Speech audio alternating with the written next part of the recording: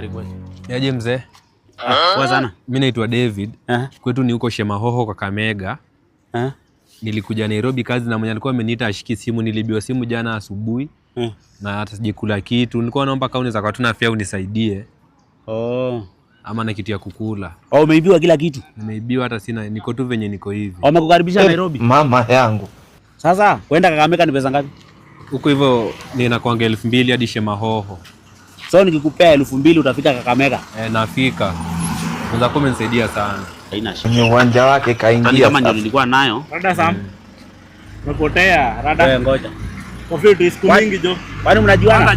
Ya huyu tulisoma naye huko Shemahoho. Huyu ni rafiki yangu. Tunaishi naye pale chini. Kwani kuna nini? Si ametoka Kakamega huyu? Tulisoma naye huko hata. Si ametuacha tumesema twende saa hii tuchange ya pombe akatuambia hana tu. Sasa unafanya. Nikwambia wewe ni mwanaume, punguza mdomo. Unafanya.